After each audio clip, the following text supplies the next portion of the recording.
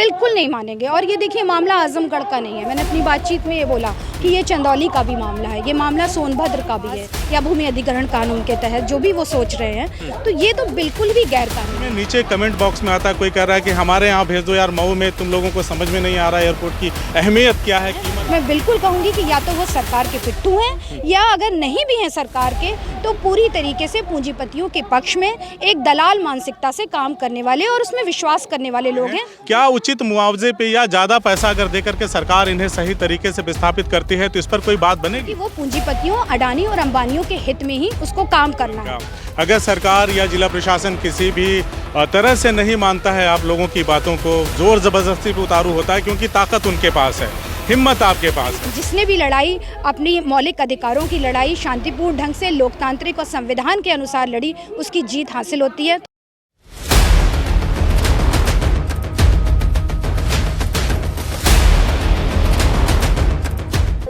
नमस्कार, आदाब, बदलेगा भारत देख रहे हैं आप। इस वक्त आजमगढ़ ज़िले में हैं और मंदुरी एयरपोर्ट के विस्तारीकरण को लेकर के जो किसानों का, स्थानीय ग्रामीणों का, उन ग्रामीणों का जिनकी ज़मीनें विस्तारीकरण में जाने की संभावना थी, उन लोगों ने विरोध प्रदर्शन शुरू किया। पहले दिन से ये आंदोलन जब शुरू हुआ, ये विरोध प्रदर्शन जब शुरू हुआ, तब से लेकर के अनवरत चलते चलते अब ये 24वें दिन में प्रवेश कर चुका है। एक बार मैं आपको दिखाना चाहूँगा कि देखिए मंच पर इसके पहले मैं जब भी आया इस आंदोलन को या इस प्रदर्शन को कवरेज करने के लिए, तो मुझे यहाँ पर पुरुषों की संख्या मंच पे ज़्यादा दिखाई दे रही थी। वहाँ से वो संबोधन कर रहे थे और महिलाओं को और यहाँ स्थानीय जो ग्रामीण हैं पुरुषों को प्रेरित कर रहे थे। लेकिन आज कुछ बदला सा माहौल है। माहौल ये बदला है कि आज मंच से सारी महिलाएं दहाड़ रही हैं, बच्चियां दहाड़ रही हैं और सीधे तौर पर सरकार को चुनौती देते हुए कह रही हैं कि किसी भी दशा में, पहले उन्होंने कहा कि हम जान दे देंगे, ज़मीन नहीं देंगे, लेकिन अब वो कह रही हैं कि किसी भी दशा में ना तो हम जान देने वाले हैं ना ज़मीन देने वाले हैं। मंच पर ही एक बनारस से आई हुई वक्ता हैं, मैं उनसे उनका परिचय जानूंगा। मंच से जब वो दहाड़ रही थी तो मुझे लगा कि यार ये तो जैसे चारों तरफ आग बरस रही है, इनके बोलने का अंदाज़ इतना निराला था। और अक्सर आपने देखा है कि लोग बोलते बोलते अटक जाते हैं, ये पूरे जोश से लबरेज थी और बोलते बोलते ये कहीं रुकी नहीं। इन्होंने जिस अंदाज में शुरुआत की उसी अंदाज से उन्होंने अपनी बात को ख़त्म किया। तो देर ना करते हुए मैं इन्हीं से जानूंगा और इनको सुन करके आपको मेरी बातों पर यकीन भी होगा कि मैं जो इनके बारे में कह रहा था कि अंगारे दहक रहे थे, शोले बरस रहे थे, इस तरह का अंदाज़ अख्तियार करके इन्होंने अपना भाषण दिया। तो मैम, स्वागत है आपका। एक बार परिचय बताते हुए हमारे दर्शकों को बताएं कि आपका नाम क्या है, कहाँ से आप हैं? शुक्रिया बहुत बहुत। मैं बनारस से हूँ और एपवा महिला संगठन से हूँ और उसकी उत्तर प्रदेश की प्रदेश सचिव हूँ।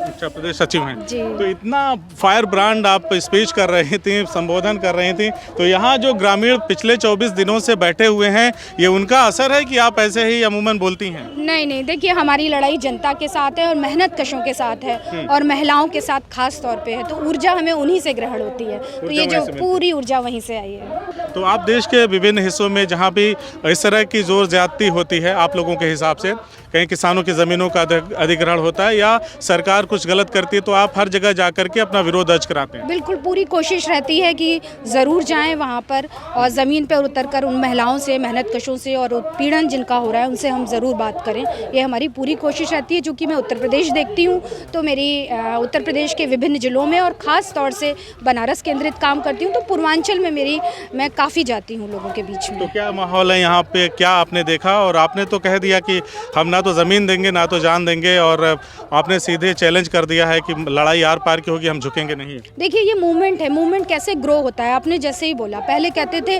कि हम जो है जान दे देंगे लेकिन ज़मीन नहीं देंगे, लेकिन जैसे जैसे देखिए 24वां दिन आया है, उनके अंदर ऊर्जा आ रही है और हम खुद उसकी ऊर्जा ग्रहण कर रहे हैं। इसलिए ये साथ साथ एक लय ताल का मेल होता है मुझे लगता है। और इसमें इन महिलाओं ने खुद सीखा और खुद अपने साइन बोर्ड पे लिखा, नहीं हम जान भी नहीं देंगे और अपनी ज़मीन भी नहीं देंगे। तो ये एक तरीका है कि किस तरह से जन आंदोलन ग्रो करता है। और आज ये जन आंदोलन, इन महिलाओं से मेरी बात हुई है, अपनी मैच्योर स्थिति पर है। आज महिलाएं जितनी मैच्योरली बात कर रही हैं, अपने सेक्सुअल हैरेसमेंट के खिलाफ ये महिलाएं बोली, और इससे पहले वो महिलाएं कभी घर से बाहर नहीं निकली थी। वो बोली कि हम कभी घर से बाहर ही नहीं निकले थे। आज और पुरुषों के अंदर भी एक बदलाव आया है। वो कह रहे हैं कि आज हम हर महिला को फेस टू फेस जान रहे हैं। और ये पूरी तब्दीली है और वो पूरी लड़ाई लड़ रही हैं, ये मन बना चुकी हैं कि हम यहाँ से हटने वाले नहीं हैं, हिलने वाले नहीं हैं। पुलिस प्रशासन चाहे जितना भी हमको उत्पीड़न और दबाना चाहे, ये बिल्कुल जो है न्यूटन का लॉ है उसके हिसाब से उतनी तेजी से उठेगा। ये आज इनकी बातचीत से हमको यकीन हो गया किसी भी दशा में विस्तारीकरण नहीं होने देंगे आप लोग। जिस तरह का मूवमेंट चला रहे हैं तो उससे तो यही साफ अंदेशा जाहिर हो रहा है कि आप लोग किसी भी दशा में मानेंगे नहीं। बिल्कुल नहीं मानेंगे। और ये देखिए, मामला आजमगढ़ का नहीं है। मैंने अपनी बातचीत में ये बोला कि ये चंदौली का भी मामला है, ये मामला सोनभद्र का भी है, ये मामला मिर्ज़ापुर में भी है।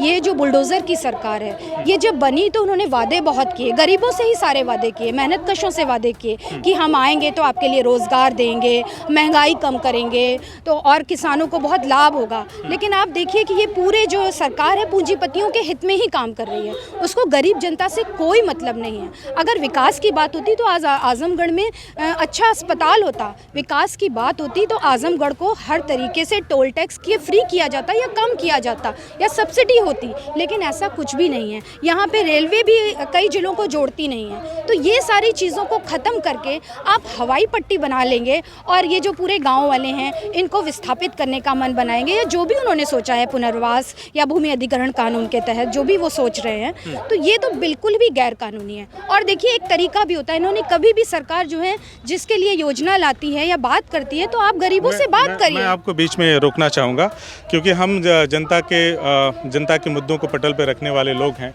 जनता की बात को प्रमुखता से जहाँ भी कोशिश हमारी रहती है कि जितने भी तरीके से हम उठा पाएँ उठाने की कोशिश करते हैं। एक ये जनता है, स्थानीय जनता, जो यहाँ पे विरोध प्रदर्शन कर रही है। एक वो जनता है जो इनके भी विरोध में है कि ये लोग विकास की राह में बाधक बन रहे हैं। मैं उनकी बात कर रहा हूँ, ये मेरे अपनी बात नहीं है, मेरे अपने विचार नहीं है। उनका कहना है कि जब सरकार विकास नहीं करती तो इन्हीं जनता के बीच से आवाज़ आती है कि सरकार कुछ नहीं कर रही है, और जब लोगों की ज़रूरतों को ध्यान में रखते हुए हम विकास करना चाह रहे हैं तो कुछ लोग किसी के बहकावे में आके या कुछ लोगों का समूह एकत्रित होकर के विकास में बाधक बन रहा है। इस तरह से कुछ बयान भी नेताओं की तरफ से आए थे। तो इस पर आपका क्या सोचना है? क्योंकि हमने जो बहुत सारी खबरें चलाई इससे रिलेटेड, तो उसमें नीचे कमेंट बॉक्स में आता है, कोई कह रहा है कि हमारे यहाँ भेज दो यार, मऊ में तुम लोगों को समझ में नहीं आ रहा है एयरपोर्ट की अहमियत क्या है, कीमत क्या है। तो कोई कह रहा बलिया में भेज दो, तुम लोग आजमगढ़ वाले हो, समझ ही नहीं पाओगे। मऊ तुमसे टूट करके बना, लेकिन मऊ के रास्ते में, विकास के रास्ते में किसी ने रोड़ा नहीं अटकाया, इसलिए मऊ बहुत आगे चला गया और तुम लोग वहीं के वहीं रह गए। इस पर आपका क्या सोचना है? देखिए, ये बात में देखिए, ये जो बातें जिसने भी कही हैं या जो लोग भी कर रहे हैं या जो सरकारी पदों पर हैं, जो मंत्री हैं, जो इस तरह की बात कर रहे हैं, मुझे पूरा यकीन है कि ये इस तरह के लोग हैं जिनका पेट भर चुका है, जिनका जीवन एकदम सुरक्षित है और उनको गरीब जनता और मेहनत कशों पे बिल्कुल भी भरोसा नहीं है। वे सोचते हैं मेरा पेट भरा है तो दुनिया में सबका पेट भरा है। तो ऐसे ही लोग हैं। तो मुझे लगता है कि चाहे वो मऊ हो, चाहे वो आजमगढ़ हो, ये देश चलता है गरीबों, मजदूरों और किसानों से, और सरकारें जो हैं लगातार इनकी अनदेखी करती रही हैं। और ये सरकार तो पूर्व सरकारों से भी अलग उनको बिल्कुल दमन कर रही है। आप चाहे ये जितनी भी लोग इस तरह की बातें कर रहे हैं, मैं बिल्कुल कहूँगी कि या तो वो सरकार के पिट्ठू हैं, या अगर नहीं भी हैं सरकार के, तो पूरी तरीके से पूंजीपतियों के पक्ष में एक दलाल मानसिकता से काम करने वाले और उसमें विश्वास करने वाले लोग हैं। उनका संविधान, लोकतंत्र और मेहनत कशों पे कोई भी यकीन नहीं है। इसको मैं थोड़ा आपसे और बेहतर तरीके से समझना चाहता हूं कि जैसे पूर्वांचल एक्सप्रेसवे बना, उसमें भी ज़मीनों का अधिग्रहण हुआ, किसान, ग्रामीण सबकी ज़मीनें गई, और यहाँ पे 4 लेन बना तो उसमें भी ज़मीनें गई। तो विकास कहाँ होगा? ज़मीनों पर ही होगा, जो खाली जगह है वहीं पर होगा। और अगर कोई इस तरह से कहेगा कि नहीं हम अपनी ज़मीन नहीं देंगे, उस दशा में क्या होगा? और जो तमाम विकास के कार्य हुए हैं वो ज़मीनों पे हुए हैं, क्या उचित मुआवजे पे या ज़्यादा पैसा अगर दे करके सरकार इन्हें सही तरीके से विस्थापित करती है तो इस पर कोई बात बनेगी?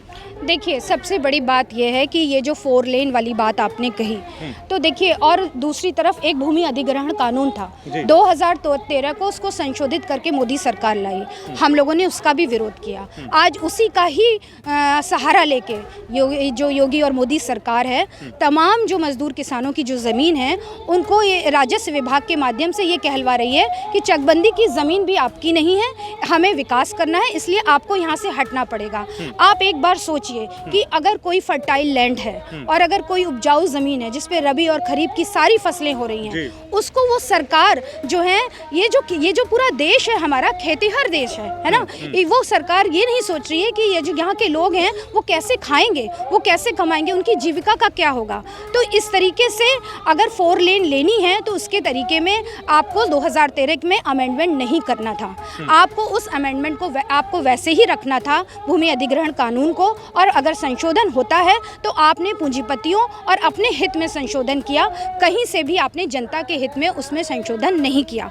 और मैं ये मानती हूँ कि पूरा जो देश है ये कृषि आधारित देश है, पूरा हमारा भारतवर्ष, और उसमें खेतीहर ज़मीन का जीडीपी से अनुपात बहुत कम है, यानी सरकार खेतीहर ज़मीन को आर्थिक विकास में लगाना नहीं जानती है। और इस तरीके से ये सरकार का जो इकोनॉमिक मॉडल है वो पूरी तरीके से फेल हो चुका है, और वो आपको महंगाई भी दिख रही है, और सरकार अपनी पीठ थपथपा रही है, वो सिर्फ क्योंकि वो पूंजीपतियों, अडानी और अंबानियों के हित में ही उसको काम करना है। ये जो सरकार है बेटी बचाओ की बात कर रही है, तो पूरी तरीके से महिलाओं के एक बहुत बड़े हिस्से को श्रम से बेदखल कर दिया जा रहा है। उसका नतीजा आपको दिख रहा है कि आज जब ये आंदोलन यहाँ पर हो रहा है तो वो किस तरीके से महिलाओं के द्वारा ही नेतृत्व इसका किया जा रहा है। अब सबसे बड़ा सवाल इस आंदोलन का, अगर सरकार या जिला प्रशासन किसी भी तरह से नहीं मानता है आप लोगों की बातों को, जोर ज़बरदस्ती पे उतारू होता है, क्योंकि ताकत उनके पास है, हिम्मत आपके पास है, ऐसी दशा में आप लोग या आपका संगठन यहाँ के ग्रामीण किस तरह से अपनी बातों पे अडिग रहेंगे और अपनी ज़मीनों का, जिस तरह से उनका दावा है कि हम बचा के रहेंगे, पहले जान देने की भी बात थी, अब ना तो जान देंगे ना ज़मीन देंगे, अगर सरकार जोर ज़बरदस्ती पे उतारू होती है, उस दशा में क्या होगा?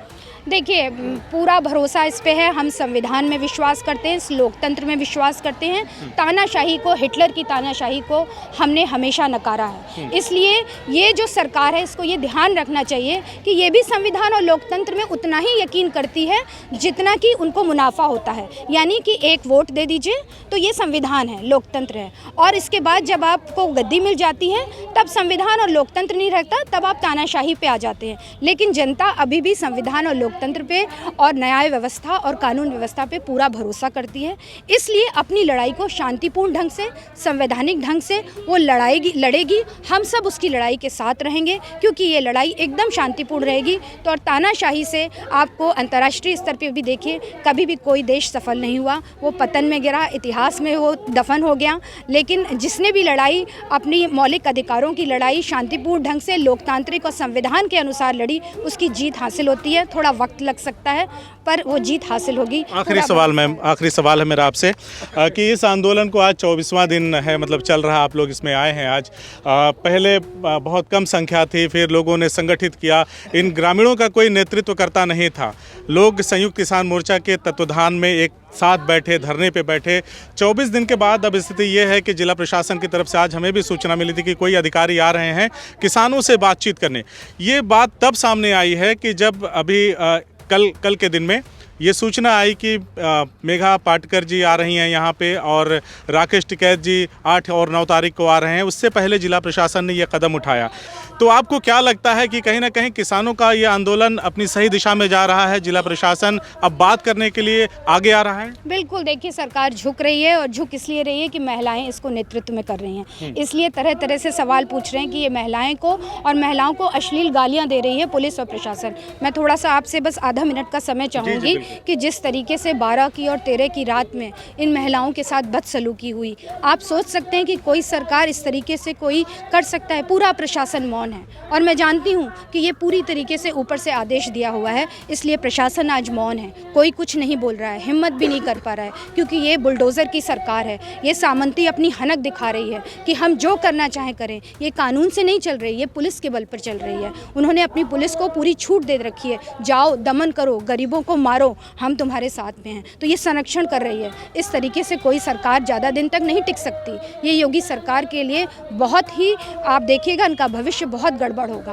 क्योंकि रियाया को माइनस करके, जनता को माइनस करके जिस तरीके से आजमगढ़ के अंदर ये 12 और 13 की घटना हुई है, ये बहुत शर्मनाक है। मैं महिला संगठन से हूँ और आज देखिए सब लोग ये कह रहे हैं कि मैंने कहा कि FIR नहीं लिखाई, तो लोगों का वाजिब सवाल है कि कहाँ जाएंगे FIR लिखाने? थाने में जाएंगे?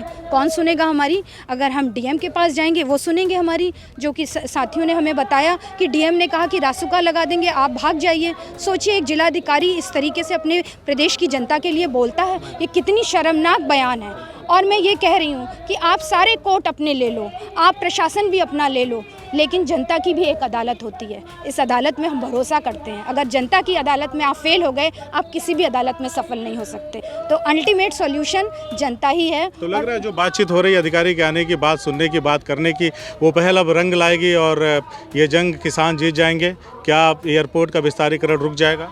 मुझे देखिए, मुझे जनता पे आंख बंद करके भरोसा है, मेहनतकश जनता पे पूरा भरोसा है। ये हिलने और डगने वाली नहीं है। ये आंदोलन धीरे धीरे अपनी शक्ल अख्तियार कर रहा है और मैच्योर स्टेज में जा रहा है। प्रशासन थोड़ा सा, मुझे लगता है कि ये भी कर सकता है कि थोड़ा सा देखो, अभी छोटे अधिकारी को भेजो, अभी किसी बड़े अधिकारी को मत भेजो, अभी देखो क्या माहौल है, क्या करना है। जो बड़े बड़े नेता आ रहे हैं उनकी रैलियों को दबाओ, मत करने दो। तो ये सारा प्रशासन का काम है, वो करेगा। जनता का काम है उसको सफल करना, वो करेगी। चलिए, अपनी बेबाक राय आपने दी, हमारे साथ बातचीत की, आपका बहुत बहुत शुक्रिया। बहुत बहुत शुक्रिया, आपका भी बहुत बहुत शुक्रिया।